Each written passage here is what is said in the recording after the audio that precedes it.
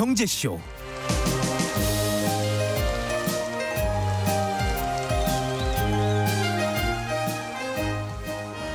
네, 4시 36분입니다. 이번 한 주 주식시장을 달굴 주요 이슈와 일정 살펴보고 현명한 투자 전략도 짚어보겠습니다. EBS 투자증권의 염승환 이사 스튜디오에 모셨습니다. 반갑습니다. 네, 안녕하세요. 일단 오늘 어떻게 마감됐는지 잠깐 살펴볼까요? 오늘 이제 국내 증시 같은 경우는 강세로 좀 마감은 됐는데 오전에 출발보다는 약간 좀 밀리면서 좀 끝이 났다라고 보시면 될 것 같고요. 네. 오랜만에 이제 외국인하고 기관이 좀 같이 사주면서 네. 분위기 자체는 나쁘지 않았습니다. 특히 오늘 좀 2차 전지 이따 좀 잠깐 언급을 드릴 텐데 2차 전지 관련주들한테 좀 큰 뉴스가 하나 좀 나왔거든요. 예. 그래서 이제 관련 기업들이 일부 좀 급등을 하면서 네. 2차 전지 쪽 좀 분위기가 괜찮았고 삼성전자나 하이닉스도 요즘에 좀 견조한 흐름인데 강세 흐름은 좀 이어졌던 것 같습니다. 다만 이제 자동차 회사들은 참 좋은 데이터를 내는데도 주가가 못 가더라고요. 네. 근데 오늘도 좀 자동차는 좀 아쉽게 끝이 난 것 같습니다. 9.94포인트 오른 2,514.95에 코스피가 마감됐고 네. 코스닥은 전거래일보다 1.28포인트 오른 828.52에 거래를 마쳤습니다. 자, 이제 좀 깊게 들어가 볼게요. 미국이 그 IRA 관련 세부 규정을 발표했지 않습니까? 네네. 중국 자본율이 25%를 그러니까 중국 자본 지분율이 네. 25%를 넘는 기업은 미국에서 그 전기차 보조금을 못 받게 되는데 네. 이게 이제 우리 배터리 산업에 미치는 영향은 어떨지 자세하게 설명을 좀 해주세요. 사실 이제 결론부터 말씀드리면 이제 우리나라 배터리한테는 좋은 이슈예요. 왜냐하면 이제 중국 배터리나 중국 배터리를 만들 때 필요한 그런 소재 업체들을 한마디로 이제 미국에서는 이제 활동을 못하게 하겠다. 네네. 라고 좀 보시면 좋을 것 같고 이번에 이제 우려 집단이라고 발표가 됐거든요. 그러니까 인플레이션 감축 법안에 의하면 이 우려 집단, 우려국은 4개입니다. 중국, 러시아, 북한, 이란을 꼽았고요. 이제 우리 여기서 얘기하는 가장 핵심적인 나라는 중국이 되겠죠. 그래서 이 중국이 소유하거나 통제하는 집단, 거기에 본사를 준 집단이나 사업장을 운영하는 집단이라든가 아니면 그 지분 25% 이상을 간접적으로 직간접적으로 보유한 집단. 예를 들면 우리나라의 뭐 LG화학이 중국 기업과 5대5 합작법인을 만들었는데 네. 거기서 배터리 소재가 만들어졌다. 그 제품은 이제 미국에서 못 받는 거죠. 근데 만약에 네. 중국 지분이 20%다. 네. 그럼 이제 받을 수가 있는 거죠. 네. 그래서 그런 식으로 중국에 대한 이제 견제책을 좀 공식적으로 이렇게 좀 명확하게 문서로 언급을 했고 해당 내용은 이제 뭐 각 기업들의 또 반발도 있을 수 있기 때문에 의견 수렴을 거쳐서 어쨌든 내년에 최종 확정은 되는데 아마 이 원안에서 크게 바뀔 것 같지는 않고요. 어쨌든 우리나라 입장에서는 일단 중국이 미국 시장으로 이제 진출하기가 더 어려워졌기 때문에 한국과 중국은 배터리 전 세계 1, 2등 다투거든요. 네. 그러니까 거기서 한국 기업들이 좀 유리한 위치를 차지할 수 있어서 오늘 이런 이유들 때문에 한국의 배터리 기업들 주가도 상당히 좀 긍정적으로 작용을 했습니다. 그러니까 금요일에는 배터리 관련주가 좀 많이 빠졌었다가 오늘은 맞아요. 다시 올라선 네. 건가요? 네. 그러니까 사실 금요일 말씀 좀 잠깐만 해드리면 예. 금요일 날 뉴스 보신 분들도 계시겠지만 GM이 LG에너지 솔루션하고 이제 합작 공장을 만들었어요. 배터리. 네. 그러면 이제 AMPC라 그래서 첨단 생산 세액 공제인데 이게 뭐냐면 배터리를 만들 때마다 보조금을 주거든요. 미국 정부가. 네. 근데 예를 들면 이제 GM과 LG가 같이 만들었으니까 5대5로 들어가요. 그러면 네. 100만 원을 주면은 GM이 50만 원 가져가고 아, LG가 50을 가져가요. 네. 근데 갑자기 GM이 85%를 달라는 겁니다. 자기네들한테. 아, 그러니까 그 AMPC 그 첨단 제조 생산 네. 세액 공제 보조금의 최대 85%를 자기네한테 달라. 아. 약간 이제 이런 뉴스가 나온 거예요. 이제 네, 공식적으로 네. 이게 뭐 확인된 건 아닌데 언론 보도가 나왔는데 그러면 LG 에너지 솔루션은 15%밖에 못 받는 거잖아요. 네. 그래서 억울한데 이제 왜 이런 얘기가 나왔냐면 그 얼마 전에 파나소닉이 미국 테슬라에 네. 배터리를 공급하는 회사인데 이 파나소닉이 2분기 실적 발표에서 뭐라고 했냐면 완성차 업체 뭐 예를 들면 테슬라겠죠 당연히 테슬라에게 자기네가 받는 그 배터리 세액 공제 네. 절반을 나눠주겠다고. 그것도 AMPC인가요? 네, 그것도 네, AMPC. 네. 그거를 갑자기 언급을 한 거예요. 아. 그러니까 이제 GM이 딱 보고 있다가 이러면 절반은 우리가 가져가야 되는 거 아닌가 더 약간 이제 아마 이런 뉘앙스 아닌가. 근데 이제 우리나라 입장에선 이게 왜 좀 불편한 이슈냐면 한국은 벌써 미국에 71조를 투자를 하고 있거든요. 네. 배터리 쪽에. 근데 25년도에 우리 한국의 LG, SK, 삼성이 받는 보조금 액수로 한 10조 정도로 예상하고 있어요. 네. 근데 그 중에 절반을 달라는 거니까 그럼 우리나라 업체 입장에서 5조 원 이상이 이제 없어질 수도 있는 거다 보니까 네. 그래서 그 이슈 때문에 사실 금요일 날 각 기업들의 주가가 좀 거기가 큰 폭으로 요구를 하면 다 빠졌습니다. 들어줘야 되는 거예요? 참? 아니 그거는 지금 LG 그 기사를 보면 LG에서도 좀 고민 중이라고 이렇게 기사가 나왔는데 무조건 들어주는 건 아니고요. 합리적이어야 되거든요. 근데 뭐 예를 들면 지금 LG가 5대 5로 지금 받으니까 네네. LG 입장에서 5에서 그럼 절반 주겠다. 그러면 25를 주는 거잖아요. 네. 그럼 75가 맞죠. 만약에 최대한 준다고 해도. 근데 여기선 85를 달라는 거거든요.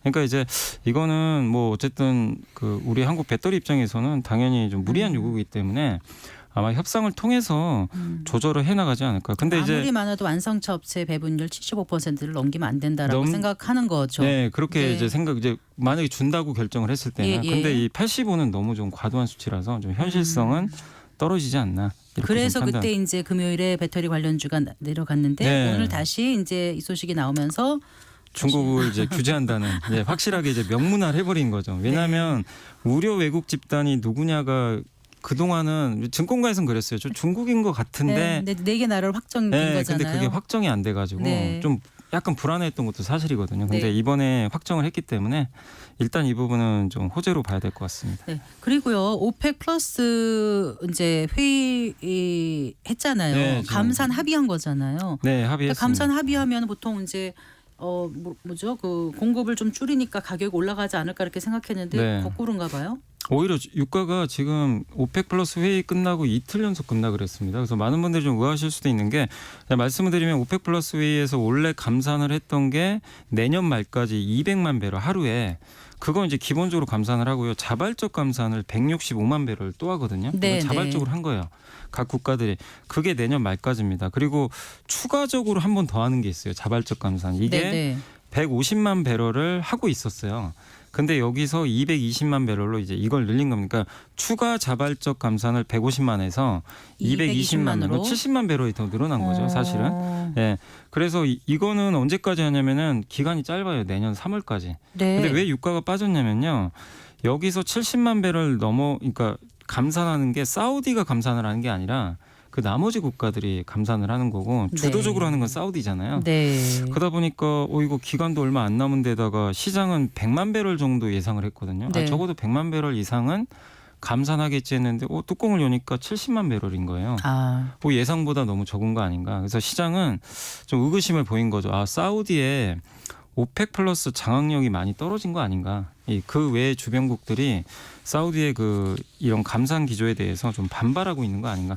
실제 이게 근거가 있는 게 북아프리카의 그 앙골라가 네. 이번 그 오펙 플러스 회의 결과를 받아들일 수가 없다. 그래서 증산하겠다 자기는.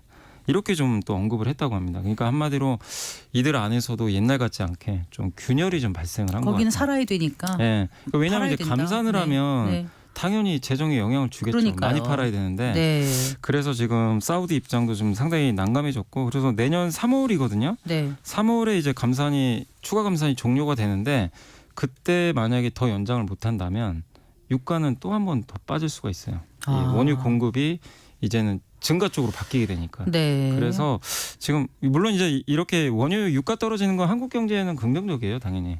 비용이 줄어드니까 나쁠 건 없는데 다만 지금 사우디나 오펙 플러스의 지금 힘의 균형이 네. 좀 많이 좀 약화되고 있다. 그래서 유가가 좀 떨어지고 있다. 유가와 관련된 업종 어떤 것들 좀 유가에 이제 수혜를 살펴봐야 받는 될까요? 업종은 주로 유가 수혜주는 정유 업종입니다. 휘발유 팔거나 이제 원유. 근데 반대로 유가 떨어질 때 수혜받는 기업들은 많은데 대표적인 게 항공주죠. 그렇겠네요. 항공은 이제 당연히 좋아질 수밖에 없고. 네. 그다음 반도체도 좀 좋은 게요.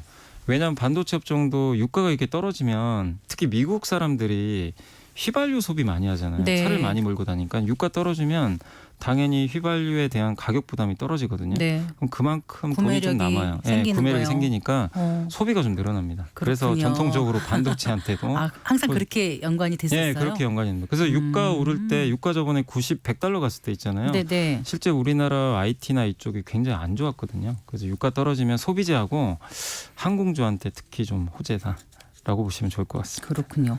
그래서 이제 반도체 시장 얘기를 좀 해볼게요. 네. 내년 메모리 반도체 시장 규모가 올해보다 40% 네. 이상 커질 것이다. 뭐 이런 전망이 나왔다면서요? 네, 맞습니다. 지금 이제 지난 2년 동안 반도체 시장이 굉장히 안 좋았는데 올해보다 한 40% 이상 커질 거라는 전망이 나오고 있고 그 배경은 스마트폰용 메모리 그러니까 스마트폰에 들어가는 그 반도체 가격이 네. 지금 4분기에 30%나 급등을 해버렸거든요. 네. 그러니까 예상보다 훨씬 지금 많이 오른 거예요. 이 이유가 뭐냐면 중국의 스마트폰이 요즘에 굉장히 잘 팔리고 있다고 합니다. 그러니까 중국 스마트폰이 잘 팔리니까 거기 들어가는 반도체가 지금 부족하거든요. 네. 그러니까 이제 삼성이 예를 들면 중국의 회사한테 나 30% 올리겠다 받아들이는 거죠. 옛날에는 안 받아들였어요.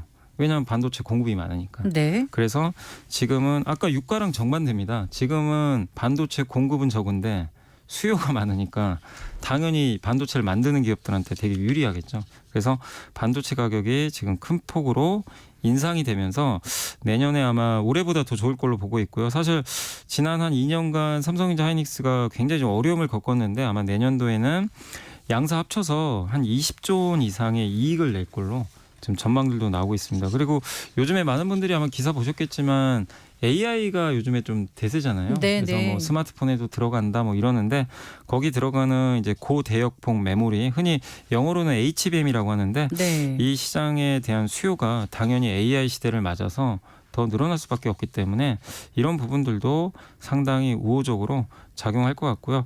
마지막으로 반도체 얘기만 하나 더 해드리면 지난주 이제 그 금요일 날 반도체 수출 데이터가 나왔거든요. 네, 네. 수출 잠깐만 말씀드리면 반도체 수출액이 95.2억 달러 기록해가지고 작년 7월 이후로 1년 4개월 만에 드디어 이제 플러스로 좀 반전이 됐습니다. 그동안 네. 반도체 수출이 계속 마이너스 기록했거든요. 그래서 데이터가 확실히 좀 이제 개선이 되고 있는 게 확실히 좀 나오고 있기 때문에 반도체 주들 주가도 좋지만 향후 전망도 굉장히 좀 밝아지고 있다. 아까 그 봐야 될것 HBM 같습니다. 고대역폭 메모리 그거는 삼성전자나 SK 하이닉스 다 낸- 같이 하는데 네. 사실 여기에 좀 재밌는 게 하이닉스가 1위예요.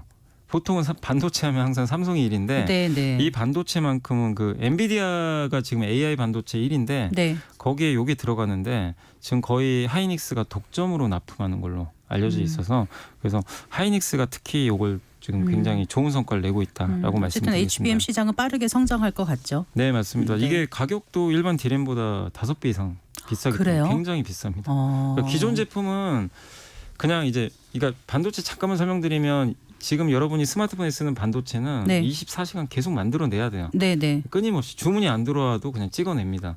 근데 HBM은 다른 게 주문을 해야 돼요. 엔비디아가. 아. 그러니까 약간 이제 맞춤형이에요. 그게 좀 특징적이에요. 그래서 가격이 굉장히 좀 비싸다라고 네. 보시면 되겠습니다. 그리고 주문형 제작이면 더 네. 비싸군요. 주문형 제작이고 그러니까 이제 반도체 업체들도 좋은 게 미리 안 만들고 네. 예측을 할 수가 있잖아요. 네. 주문 받은 대로 합니까? 그래서 운영하기도 더 좀 쉬운 것 같아요. 그러면 스마트폰이나 태블릿용에 들어간 AP 그거요. HBM. 예, 예. 그게 그러면 전력 소모는 비메모리면은 훨씬 아니 적은 그 건가요? 전력 소모도 요즘에 이제 반도체가 만드는 기술이 좋아져가지고 네. 점점 저전력으로 갑니다. 아, 그래요. 그래서 전력 소모도 줄이는 쪽. 왜냐하면 요즘에 데이터 센터 전력 소모가 어마어마하거든요. 그래서 반도체도 그 앞으로 기술력이 중요한 게 저전력으로 무조건 가야 돼요. 근데 그걸 못 만들면 도태되는 거거든요. 그러니까요. 그래서 점점 HBM이건 어느 반도체건 네. 다 저전력이 지금 굉장히 혈안이 돼 있다라고 보시면 좋겠습니다. 그런데 지금 주가는 어떻습니까?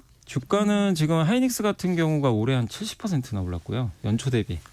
삼성전자가 한 25% 가까이 올랐거든요. 근데 네. 양사가 너무 다르잖아요. 그 이유는 아까 말씀드린 대로 HBM에서 하이닉스가 좀 이기고 있다 보니까 네. 시장이 하이닉스의 높은 평가를 지금 주고 있다. 그래도 얼마 그 안에서 지금 많이는 못 움직이는 것 지금 같아요. 최근에는 좀 최근에는요? 정체돼 있습니다. 네. 정체돼 있는데 이제 여기서 주가가 한 번 더 올라가려면 삼성전자 같은 경우는 엔비디아 수주를 좀 따내야 될 것 같아요. 네. 엔비디아 아직 못 들어간 걸로 나오는데 엔비디아가 하이닉스 손만 들어줬거든요. 근데 여기서 삼성전자의 손을 잡아주면 분위기가 좀 바뀌지 않을까 이렇게 좀 보고는 있습니다. 반도체주가 연말을 맞아 막판 스파트에 나설 수 있을지도 이제 네. 궁금하고요. 미국 증시가 지금 연중 최고치 경신했다면서요? 네, 맞습니다. 어. S&P 500 지수가 이제 연중 최고치를 경신을 했고 뭐 주가만 좋은 게 아니라 요즘에 이제 금리가 떨어진다고 하니까 금 가격도 사상 최고치를. 그래요. 예, 금도 지금 많이 사상 최고. 오르더라고요. 예. 네. 거기다 뭐 비트코인도 올라가고 예. 그러니까 이게 금리가 떨어지니까 갑자기 좀 가격들이 좀 많이 오르는 그런 모습인데 돈은 정직한 것 같아요. 이익이 나는 쪽으로 네. 계속 움직이죠. 얼마 전에 한두 달 전에 금리 5%였잖아요. 미국 채권 금리가. 네. 지금 4.2까지 떨어졌거든요. 네, 네. 그러니까 이제 바로 이런 것들이 주가나 위험 자산에 영향을 주면서 네, 네. 지금 랠리가 나오고 있다라고 보시면 좋겠습니다. 근데 뭐 내년에 코스피가 얼마까지 상승할 수 있다는 거죠? 지금 글로벌 투자은행 네. IB에서 외국계에서는 예. 2,700에서 2,830까지. 그럼 뭐 크게 오르는 건 또 아니잖아요. 네, 지금 2,500이니까 뭐 그러니까요. 한 10% 정도인데 그래도 어쨌든 이제 2,800까지는 좀 보인다고 하니까 국내 증시에 대해서는 좀 우호적으로 보고 있고 특히 내년에 아까 반도체 말씀드렸잖아요. 네네. 그것 때문에 실적이 한 61%나 증가할 것 같아요. 우리나라 전체 실적이. 그래서 한국 증시는 좀 괜찮지 않겠냐 하는 그런 대체적인 시각이 외국계 중심으로 나오고 있는 것 같습니다. 그 많은 종목 중에서 반도체 하신 분들은 조금 위안을 삼으실 수 있겠습니다만 네. 다른 종목 가시신 분들은 뭘 해야 될까 고민도 되실 것 같고. 아니 근데 좋은 기업들 많이 있습니다. 찾아보시면 네. 제가 뭐 시간이 부족해서 오늘 다음번에 좀 다음에 좀 말씀을 그렇게 드리겠습니다. 말씀해 주시고 네. 이번 주 주식 시장에 영향을 미칠 일정이 있으면 끝으로 소개 부탁드릴게요. 네, 이번 주에 제일 중요한 거는 금요일 날 미국의 고용 지표가 발표가 되거든요. 그러네요. 네, 그게 네. 근데 또 너무 잘 나오면 약간 또 금리가 올라가니까 지수에 약간 제동이 걸릴 수 있거든요. 그래서 네. 적절하게 나오는 게 일단은 저는 좀 좋지 않을까. 그래서 이번 주 금요일 날 있을 미국의 고용 지표 그리고 그 이번 주 토요일 날 네. 중국의 소비자 물가, 생산자 물가 발표하니까 네, 그것도 네. 좀 한번 보시면 좋겠습니다. 알겠습니다. 말씀 잘 들었습니다. 네, 감사합니다. 감사합니다. 이베스트 투자증권의 염승환 이사였습니다. 네, 성기영의 경제쇼 오늘 순서 여기서 인사드릴게요. 성기영이었습니다. 고맙습니다.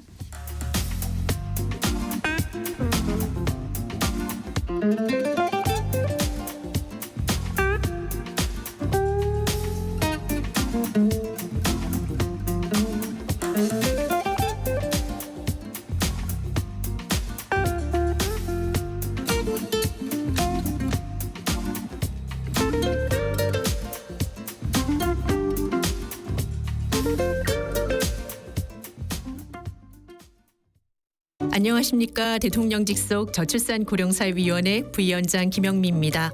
정부는 더 나은 출산 양육 환경을 지원하기 위해 육아기 유연근무, 재택근무 활성화, 6+6 부모 육아